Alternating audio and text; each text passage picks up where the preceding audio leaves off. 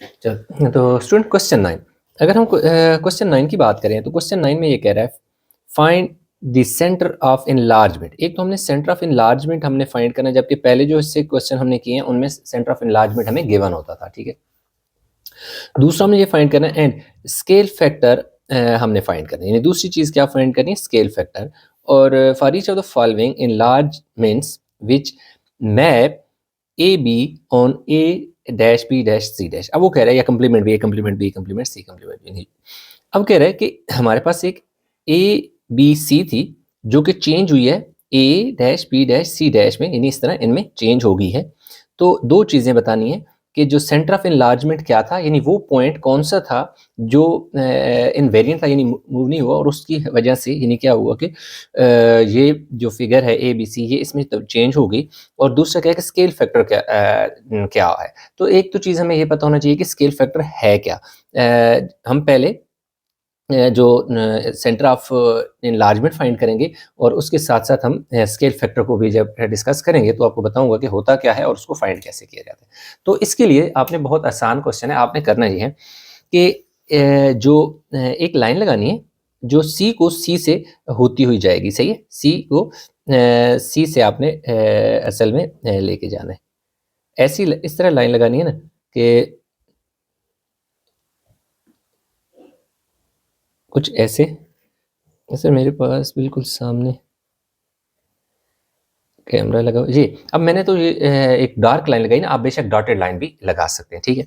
अब मैंने क्या किया, जब सी को सी से ज्वाइन किया, आगे एक्सटेंड करना है इसी तरह। अब आपने ए को ए से भी ज्वाइन करना है, ठीक हो गया जी। पहला काम आपने सिंपल इतना करना है, ये तकरीबन इसी तरह ही है। ये देखें ये भी हो गया, यानी कि ए को ए से भी यूं वर्टेक्स को ज्वाइन करा के लाइन एक्सटेंड कर देंगे। अब आपने बी को बी से करना है। मैं थोड़ा सा ऐसे नीचे लेके आऊँगा, वजह ये है कि बिल्कुल सामने कैमरा है जिस वजह से मुझे ना पॉइंट ड्रा करने में थोड़ी सी परेशानी होती है जी। अब ये देखें हमने क्या किया, इसमें सिंपल ये किया कि ए को ए से जब मैच किया, एक लाइन खींची, सी को सी से भी लाइन खींच दी और बी को से एक लाइन खींची। तो इस तरह यानी कि हमारे यानी वर्टेक्स को सिंपल ज्वाइन किया। तो अब देखें जिस जगह ये तीनों लाइंस ने ये तीनों ने जिस जगह एक दूसरे को कट किया, that is the point at of, यानी कि सेंटर ऑफ इनलार्जमेंट आपको कहलाएगा। और इसकी वैल्यू क्या है यहीं से हम देख लेते हैं। ये एक्स एक्सिस है तो पहले एक्स की वैल्यू लिखी जाती है जो कि क्या है 5 है, और फिर आपने इधर देखना है वाई के सामने अगेन 5 है। तो हमारा जो सेंटर ऑफ इनलार्जमेंट है एक तो है 5। यहाँ तक तो आप आई होप के ये चीज़ समझ आ गई हो कि सेंटर ऑफ इनलार्जमेंट क्या है। उसके बाद नेक्स्ट हमारे पास आता है जी स्केल फैक्टर, हमने क्या करना है फाइंड करना है। तो स्केल फैक्टर किसी जगह से भी फाइंड किया जा सकता है, मैं आपको यहाँ पर बताता हूँ। ये देखें जी, हम कुछ ऐसे करके सामने रख लेते हैं।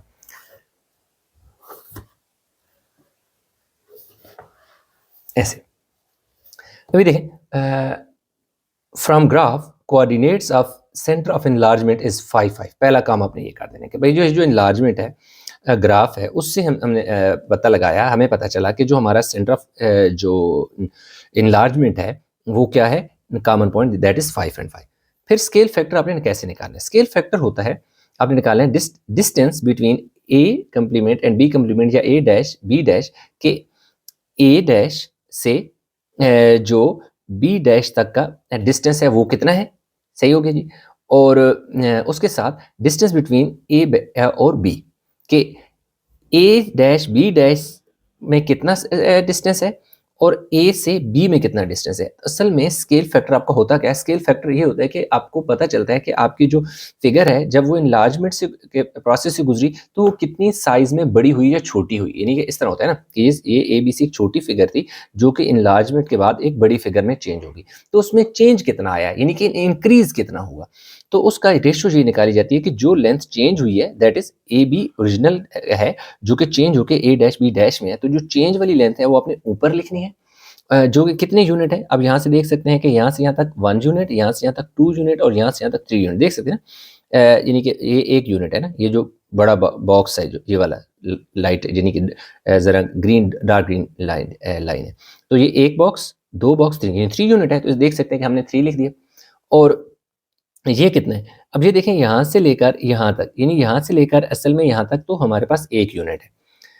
तो ये जो ऊपर वाला बॉक्स है वो हाफ है। ये देख सकते हैं टोटल हमारे पास 1 2 3 4 5 बॉक्सेस हैं, जबकि यहाँ पे 1 2 एंड हाफ, 2 एंड हाफ, तो मतलब टोटल कितना हो गया 1 एंड हाफ, यानी इसकी लेंथ होगी। तो इसके लिख लें जी 1 एंड हाफ। अब आपने इसको इधर मल्टी 2 1 2 2 प्लस 1 3/2 हो गया। अब जब 3/2 है तो अब हुआ क्या कि ये 3 इसी तरह होगा, ये जो 3/2 नीचे है जब ऊपर इसके साथ जाके मल्टीप्लाई होगा तो उलट जाएगा, यानी जो नीचे वाला नंबर है वो ऊपर चला जाएगा और ऊपर वाला नंबर नीचे। आप इसको ऐसे भी समझ सकते हैं कि हम इसको लिख सकते हैं इस वाले को 3 डिवाइडेड बाय 3/2, यानी कि ऐसे लिखा हुआ है तो इसको हम ऐसे डिवीजन में भी लिख सकते हैं। फिर अगले वाले स्टेप में आपने 3 डिवाइड को मल्टीप्लाई में चेंज कर दो, 2 ऊपर चला जाएगा, 3 नीचे ये काट के, तो हमारे पास क्या आ जाएगा 2। तो यूँ स्केल फैक्टर हमारे पास क्या आ गया 2। मतलब ये हुआ कि जितनी ये फिगर थी उसकी निस्बत ये डबल हो गई है। तो आप सामने नजर आ रहा है कि जो ए बी है वो 1 एंड हाफ है, तो 1 and half and 1 and half कितना होता है 3 होता है, यानी 1.5 और 1.5 भी आप इसे लिख सकते हैं। तो 1.5 थी तो 1.5 1.5 2 हो गई, यानी इसकी लेंथ इसकी निस्बत डबल हो गई। तो ये इसका स्केल था, जो कि पहला जो क्वेश्चन था वो हो गया कंप्लीट। अभी हमने क्या करना है कि इसका पार्ट बी को सॉल्व करते हैं। तो जो पार्ट बी है वो आपने क्या करना है कि जी ये ओरिजिन से एक लाइन लगानी है जो कि गुजर कर जाएगी यहाँ से, यानी कि असल में या यूँ समझिए कि सी को जब हम सी से मैच करते हैं ना, यानी कि या ओरिजिन से ना आपने इस सी तक लेके जानी है एक लाइन।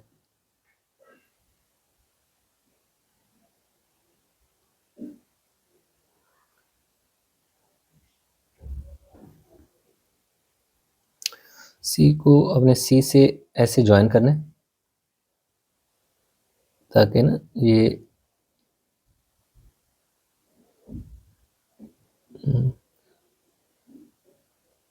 तकरीबन इसी तरह कुछ बन रही है।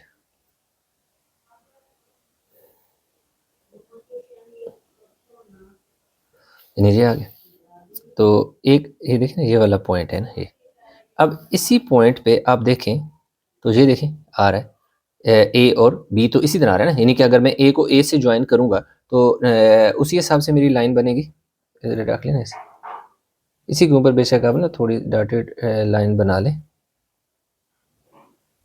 ऐसे, यानी कि ये इसके साथ साथ यानी कि ये आ जाएगी, इसी के ऊपर आ जाएगा। यानी ए को ए डैश से मिला है, बी को बी डैश से मिला है, क्योंकि एक स्ट्रेट लाइन में एग्जिस्ट कर रहे हैं, और इसको आप इधर को लेके जाएं तो ये देख सकते हैं कि ये सारे इस पॉइंट पर क्या कर रहे हैं, मिल रहे हैं। तो ये वाला जो आपका पॉइंट है ना, ये आपका पॉइंट आएगा सेंटर ऑफ इनलार्जमेंट आपके पास आएगा। और ये पॉइंट कौन सा होगा, यानी इस ये वाला पॉइंट जो है ये हमारे पास जो x की वैल्यू है वो तो है 0 में यहाँ लिख देता हूँ, और y की वैल्यू हमारे पास क्या है 1 है। क्यों 1 है, क्योंकि देख सकते हैं कि यहाँ से यहाँ तक टोटल 5 बॉक्सेस हैं, जबकि ये जो पॉइंट है ना 1 2 एंड हाफ पे बना है, इस तरह 1 एंड 2 2 ऊपर है एंड 2 एंड हाफ ऊपर और 2 एंड हाफ नीचे। तो इसका मतलब है कि ये 1 है। तो x की वैल्यू हमारे पास 0 है क्योंकि बिल्कुल y एक्सिस के ऊपर है, और जो y की वैल्यू है वो 1 है। तो हमारे पास सेंटर ऑफ जो इनलार्जमेंट है वो हमारा क्या होगा 0 और 1 होगा। तो आपने लिख देना है from the graph coordinates of the centre of enlargement is 0 and 1। ये देख सकते हैं, ये है यहाँ में वैसे लिखा हुआ भी, अब जो सिंपल आपने ऐसे लिख लेना है from the graph coordinates of the centre of enlargement is 0 and 1। और स्केल फैक्टर हमने क्या करना है सी डैश बी डैश और सी बी को हमने करना है, C dash and B dash. देखो ना देखो सी डैश ये बी डैश ये, तो इसमें देखना है कि यहाँ पर इसकी टोटल कितनी लेंथ है। तो अब देखें हमारे पास यहाँ पे ऊपर कितना आ जाएगा, ये देखें यहाँ से ना कितने हैं तकरीबन 1 2 एंड हाफ बॉक्स हैं, और इससे नीचे भी क्या है 1 2 एंड हाफ बॉक्स अगर हम यहाँ निकाल दें तो हमारे पास तकरीबन यहाँ पे 4 ही बनता है। यहाँ पे इसकी लेंथ कितनी बनती है 4। ठीक है, ऐसे यानी यहाँ से लेकर यहाँ तक देख सकते हो ना 2 इसके बीच में आएगा जी 3, और यहाँ आ जाएगा 1, तो 1 2 3 4 ये देख सकते हैं हमारे पास यहाँ से ऊपर इसकी जो लेंथ बन रही है यहाँ से यहाँ यानी 1, और यहाँ से यहाँ 1, और यहाँ से यहाँ देखो 2 होगा, और यहाँ से यहाँ फिर 1, तो टोटल कितना हो जाएगा 1 और 2 3 और 1 4। तो ऊपर हमारे पास यानी कि सी डैश बी डैश 4 हो जाएगा, जबकि सी बी की अगर हम बात करें तो यहाँ से यहाँ तक देखो, यहाँ से इधर तक 1 और इधर से इधर तक 1, टोटल यानी कि इस ये वाला क्या होगा 1 + 1 2। तो देखिए जी सी डैश बी डैश आपके पास देखें क्या है जी 4 है, और सी भी आपके पास 2 है, तो 2 2 ज़र 4 होता है तो 2 आ गया, तो यूँ हमारे पास स्केल फैक्टर क्या आ गया, 2 आ गया। तो ये इतना सा यानी कि हमारे पास इसका पार्ट था जो हमने बताना था। एक तो बता देना है जी फ्रॉम द ग्राफ, और उसका जो पॉइंट है वो भी हमने बता देना है, जो कि इनलार्जमेंट पॉइंट है। फिर उसके बाद हमारे पास आ जाता है क्वेश्चन नंबर पार्ट सी इसका। तो पार्ट सी सिंपल सी बात है कि देखिए ना, ए डैश बी डैश को अगर आप ए को ए डैश से और बी को बी डैश से मिलाएंगे, तो क्योंकि ये तो लाइन बिल्कुल ऐसी है ना, तो ये तो ऐसी आ जाएगा, यानी ऐसे ऐसे ये आ जाएगा, ए से मिल जाएगा और बी, यानी ए को ए से मिला दो और बी को बी से। अब सी को सी से मिलाना है तो डेफिनेटली ये वाली लाइन होगी जो कि इस जानिब आएगी। सॉरी, ये थोड़ा सा ऐसे, यानी कि ए को मैंने ए डैश से और बी को बी डैश से मिलाया, और इसी तरह हमने अब करना ये है कि इस तरफ हमारे पास सी को हमने सी डैश से जब मैच करना है तो ये कुछ ऐसे आ जाएगा, ठीक है। तो अब देखें कि ये वो पॉइंट है जहाँ पर ये लाइंस आपस में क्या कर रही हैं, कट कर रही हैं, तो सारी मीट कर रही हैं। तो इसमें हमारे पास जो पॉइंट है देखना है कि वो कौन सा है। तो पहले हमारे पास जो क्या वैल्यू लिखी जाती है एक्स की, तो ये देख सकते हैं कि एक्स की वैल्यू देखो ना बिल्कुल 4 के ऊपर है, तो एक्स की वैल्यू आपने लिख देनी है 4। फिर बात रह जाती है जी दूसरी वाई की वैल्यू। तो वाई की वैल्यू हमारे पास देखें क्या है, ये 2 है और ये 4 है, उसके बीच में ये तकरीबन 2.5 पे है जो कि 3 है, तो यहाँ से 3, तो यानी 4 और 3 जो है हमारा इनलार्जमेंट आ जाएगा। तो उसके बाद आपने लिख देना from the graphs the coordinates of the centre of enlargement is 4 and 3। फिर स्केल फैक्टर हमारे पास क्या हो जाएगा, ए देखो ए डैश बी डैश हमने बताना है कि कितना है, ए डैश और बी डैश देख सकते हैं कि ए डैश और बी डैश में कितना है।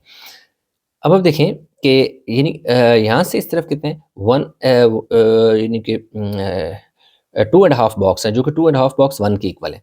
इसी तरह यहाँ से इस तरफ भी 2.5 बॉक्स हैं जो कि 1 के इक्वल है। तो यहाँ से यहाँ तक टोटल जो हमारे पास लेंथ बन रही है ना, वो 2 बन रही है, ठीक है जी। इस जानिब क्या बन रही है, 2, यानी हमारे पास जो ए डैश बी डैश है ना, उसकी लेंथ क्या है, 2 है। उसके नीचे हमने ए बी बताना है, ए जे है और बी जे है, तो उसका देखें टोटल यहाँ से कितना होगा, यहाँ से यहाँ तक 1.5 है, तो ये 1 यूनिट हो जाएगा। इसी तरह फिर आपने क्या करना है कि जी यहाँ से लेकर यहाँ तक आपके 2 यूनिट बनेंगे, यानी कि यहाँ से यहाँ तक 2 यूनिट।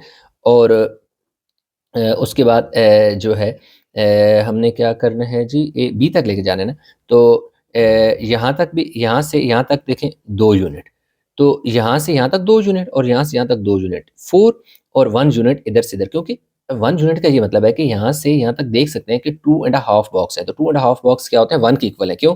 क्योंकि 0 से लेके ऊपर तक देखो 1 2 3 4 5 बॉक्सेस है ना, उसको उसने 2 कहा है, तो इसका मतलब है 5 का हाफ कितना होता है, यानी 5 का 2.5, 1 2 3, यानी 2.5 जो है वो 1 के इक्वल है। तो अब आप देख सकते हैं कि इससे इस तरफ हमारे पास यानी कि यहाँ से यहाँ तक 2.5 बॉक्स है, इसका मतलब है 1 है।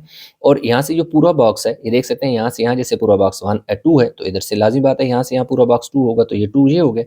फिर यहाँ से यहाँ पे भी देखो पूरा बॉक्स है यहाँ से यहाँ तक, तो ये भी देखो क्या हो गया 2। और फिर देखें यहाँ से यहाँ 2.5 बॉक्स है तो 1, तो टोटल कितना हो गया हमारे पास, बी जो है वो ए बी हमारे पास कितना हो गया, 1 + 2 3, 3 + 2 5, 5 + 1 क्या आ जाएगा 6। तो इसका आपने देखो ना जो स्केल फैक्टर है वो क्या आ जाएगा, A dash B dash divide by A B. तो हमारे पास इसका जो आंसर है वो कुछ ऐसे देखें, आपने बता देना है।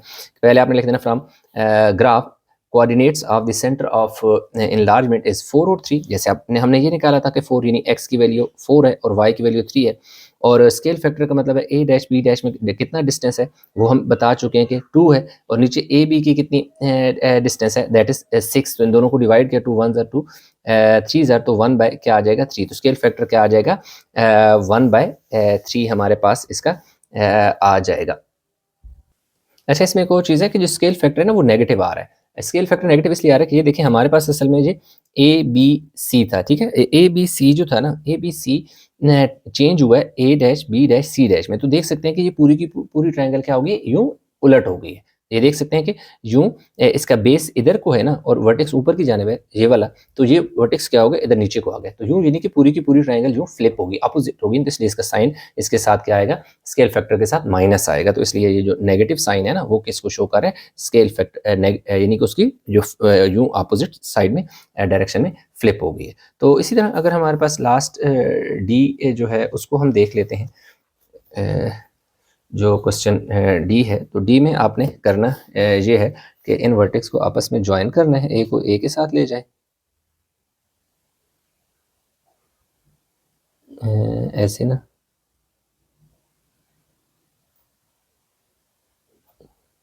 ऐसे इनके आपके पास ये एक ऐसे आ जाएगा। फिर आपने क्या करना है कि बी को बी से कट कर दें, बी पता नहीं है किधर, इस ट्रायंगल का ये वाला पॉइंट है ना, ये वाला पॉइंट है, ठीक है, और इसका ये वाला पॉइंट है। थोड़ा सा एहतियात से आप करेंगे तो हो जाएगा। मुझे थोड़ा मसला हो रहा है क्योंकि मेरे बिल्कुल फ्रंट पे कैमरा है, थोड़ा सा मसला हो रहा है, ये आ गया। और देन सी को हमने सी से क्योंकि मैच करना है, ये देखो एक इधर डॉट लगा लेते हैं, एक इधर डॉट लगा लें, फिर ऐसे करके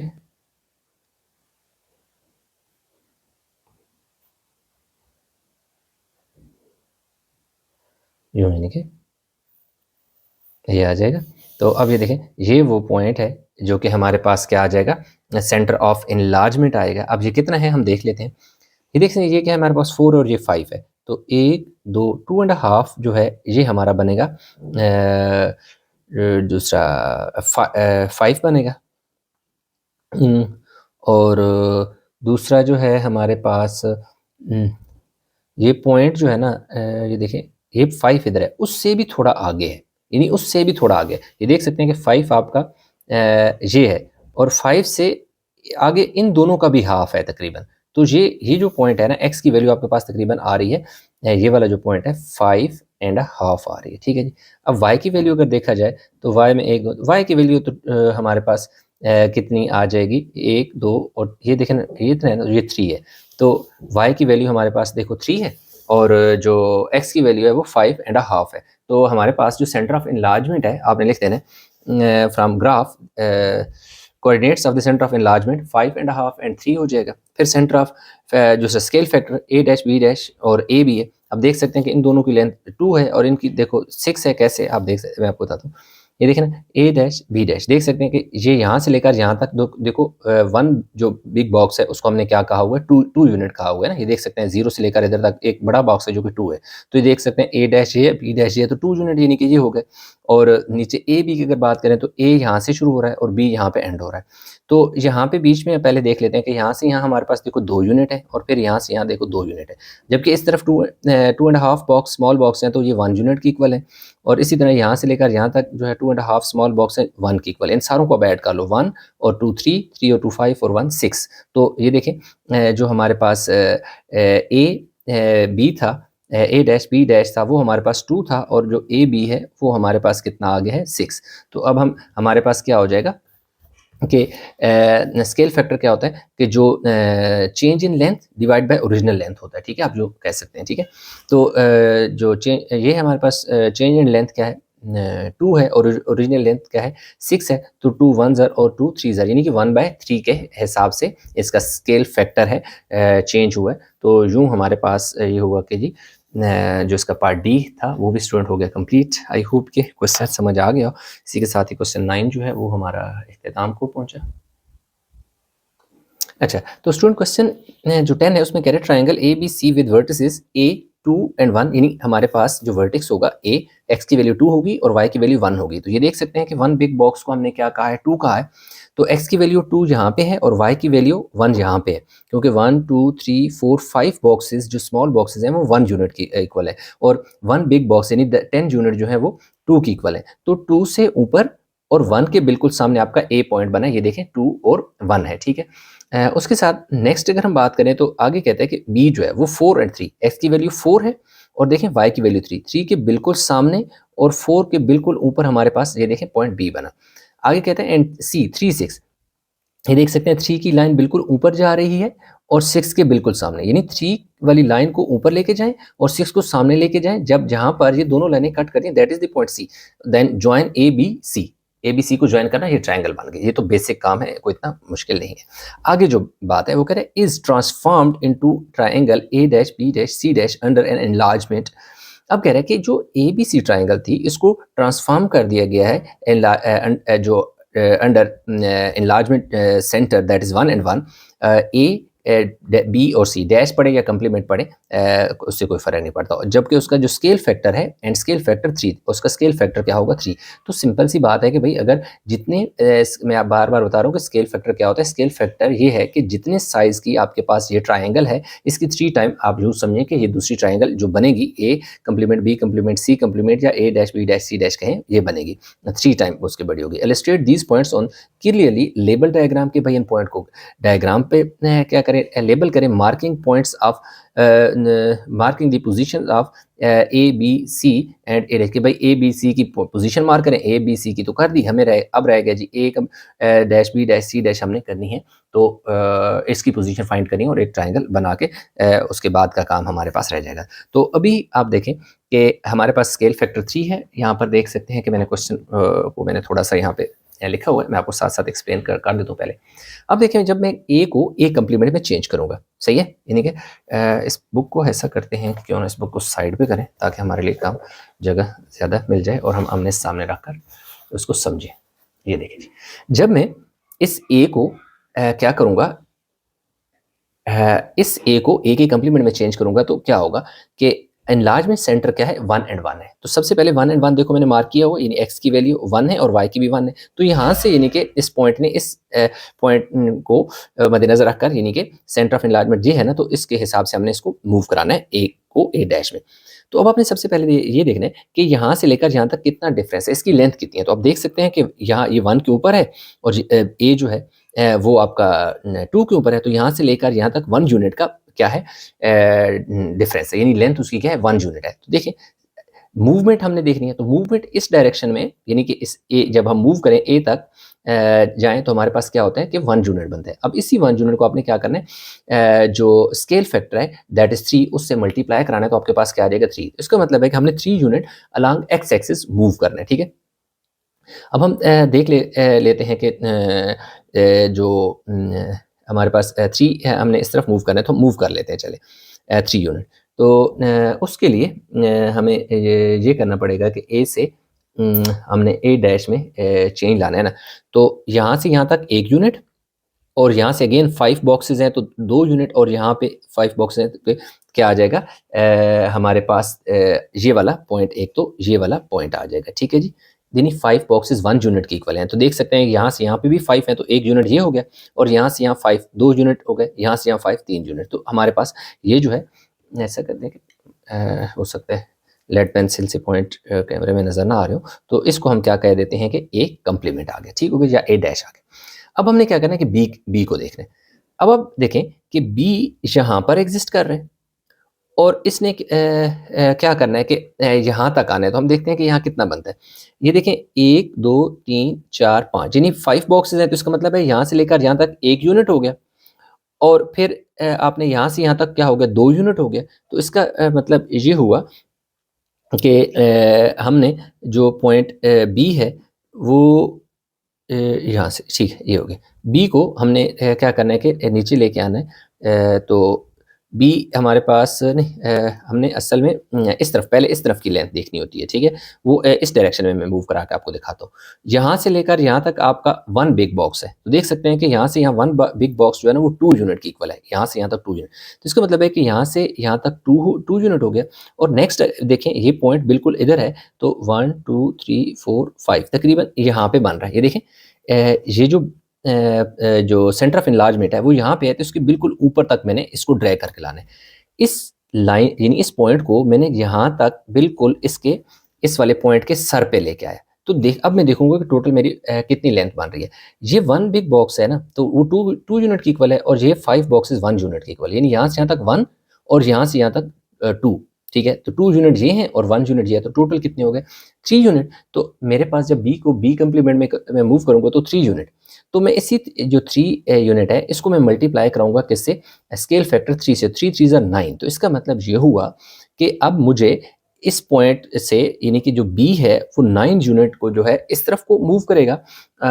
तो अब आपने 9 पॉइंट ऐसे गिन लेने, यहाँ से 1 2 3 यानी 5 बॉक्सेस को मैं 1 कह रहा हूँ, ये 1 फिर नेक्स्ट 5 2 3 यानी 4 यहाँ तक 5 हो जाएगा, 6 7 8 9 यानी यहाँ तक 9 यूनिट हो जाएंगे। 5 बॉक्सेस 1 यूनिट के इक्वल है, इसलिए ये देख सकते हैं कि कहीं से भी ये देखो जो मैंने डार्ट डार्ट लगाया है ना ये 1 यूनिट के इक्वल है। तो 9 यूनिट अब ऐसे मूव हो गया जो कि इधर को मूव हुआ। अब ऊपर की जाने देखो मैंने मूव कराना है वो हमें यहाँ से पता चलेगा, यहाँ से यहाँ तक देखिए 1 यूनिट है और यहाँ से यहाँ तक 2 यूनिट।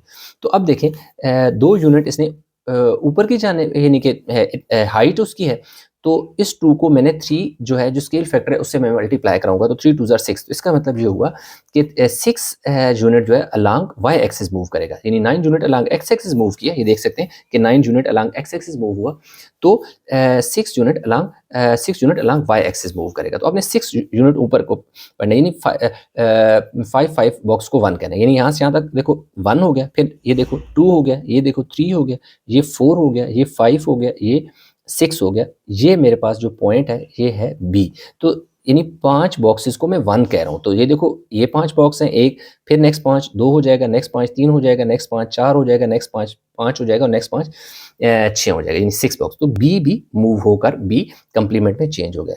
नेक्स्ट हमारे पास रह गया सी। अब सी को कैसे मूव करना है। अच्छा अभी हमने जो बी भी हमारा हो गया, अब सी है। अब सी के देखें कि यहाँ से ये है ना हमारे पास जो सेंटर ऑफ इनलार्जमेंट, इसको मैं ऐसे देखो अगर ऐसे रख लेता हूँ स्केल, तो यहाँ से देखें यहाँ तक 5 बॉक्सेस हैं जो कि 1 यूनिट होगा। अगेन यहाँ से यहाँ तक 5 है तो 2 यूनिट। इसका मतलब जो हुआ कि मेरा जो मूवमेंट होनी है यहाँ से यहाँ देखो अलॉन्ग एक्स एक्सिस वो कितनी है 2 है ना। तो अब इसका स्केल फैक्टर देखें मेरे पास क्या है, यानी कि यूनिट 2 यूनिट मूवमेंट हो रही है, जबकि मेरा स्केल फैक्टर क्या है 3 है। तो 2 3 6, तो इसका मतलब है 6 यूनिट्स अलॉन्ग एक्स एक्सिस मैंने मूव करना है। तो वाई एक्सिस भी देख लेते हैं, फिर उसके साथ ही हम क्या करेंगे कि पूरा पॉइंट को लोकेट कर लेंगे। अगर मैं देखूं इधर सी यहाँ तो अलॉन्ग एक्स एक्सिस हो गया, अब वाई एक्सिस में कितना मूव करेगा।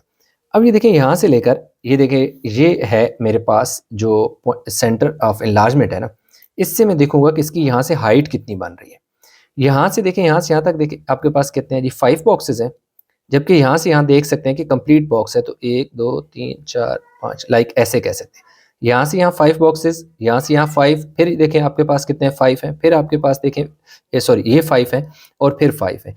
तो टोटल आपके पास यहाँ यानी कि पहले 5 बॉक्स 1 यूनिट, फिर next 5 2 unit, next 5 3 unit, next 5 4 unit और नेक्स्ट 5 जो है 5 यूनिट। तो इसका मतलब है कि 5 यूनिट इसकी हाइट है, यानी कि इसने वर्टिकल मूव करना है अलॉन्ग जो है वाई एक्सिस मूव करना है। तो ये देखें 5 यूनिट है, तो अब स्केल जो हमारे पास फैक्टर है वो 3 है। तो आपने जो मूवमेंट है आपकी, यानी देख सकते हैं कि डाउनवर्ड जो है वो 5 यूनिट है, तो 5 3 15। इसका मतलब है कि अलॉन्ग जो वाई एक्सिस होगा वो 5 होगा। तो अभी देखें हमने इस तरफ को कितने यूनिट मूव करना है 6 मूव करना है। तो आपने यहाँ से 6 पहले काउंट करें।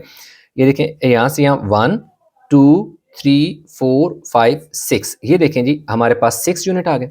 इधर को मूव करेंगे और ऊपर की जानिब हमने कितना मूव करना है 15 यूनिट मूव करना है, यानी आप देख सकते हैं कि ऊपर की जानिब 15 मूव करना है। तो 15 को मूव करने के लिए यानी कि 5 बॉक्सेस 1 की इक्वल होंगे, फिर 5 2 के इक्वल होंगे, फिर 5 3 की इक्वल होंगे, ऐसे 5 5 का पेयर बना यानी कि एक ग्रुप बनाकर आप काउंट कर लें तब भी ठीक है। लेकिन इसके अलावा एक और आसान हल ये है कि टोटल आपने क्या करना है कि 16 पे पॉइंट लगाना है। अब 16 पे क्यों लगाना है, जबकि हमारी जो हाइट है वो 15 यूनिट है। ये देख सकते हैं कि हमारी हाइट कितनी है, जो 15 यूनिट है, वाई एक्सिस पे हमने मूव करना है।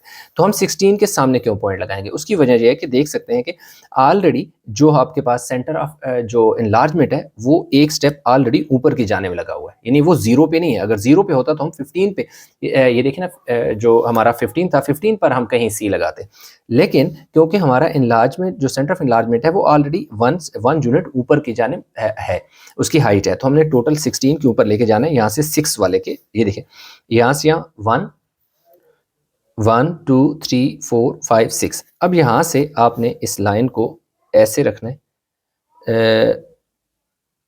किधर गया जी, आई थिंक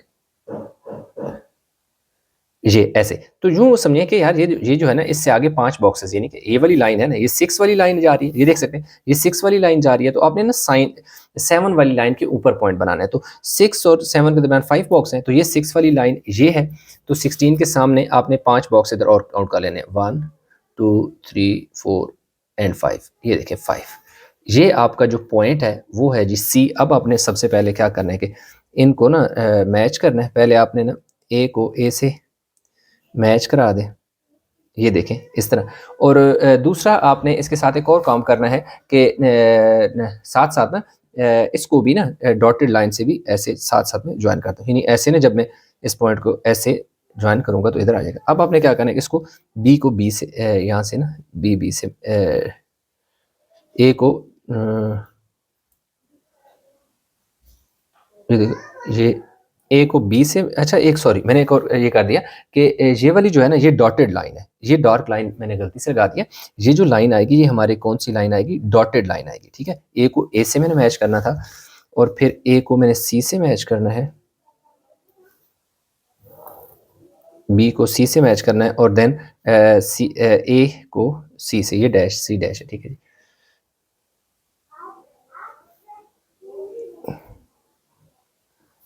ये देख सकते हैं कि सी को मैंने, ये देख सकते हैं कि ए से, यानी सी को ए को मैंने बी डैश से भी मिलाया, सी डैश और सी को ए से मिला दिया। और फिर उसके बाद आपने ये वाली लाइन क्या करनी है, ये डॉटेड लाइन लगानी है इस तरह, यानी कि जब इसको ए को ए डैश। अब इसी तरह नेक्स्ट आपने करना ये है कि जो लाइन लगानी है वो यहाँ से आपने लाइन लेके जानी है जी, इनको मैच करना है, बी को बी से भी तो करना है ना, ये देख सकते हैं भी, ये बी को बी से जब मैच करते हैं तो ये लाइक ऐसे ना, ऐसे ऐसे आपने ऐसे लाइन लगा लेनी, ये आ गया। फिर हमारे पास आगे जो है ये आएगा। अगर यहाँ से देखें ना तो ये तकरीबन यहाँ से ऐसे बनती है,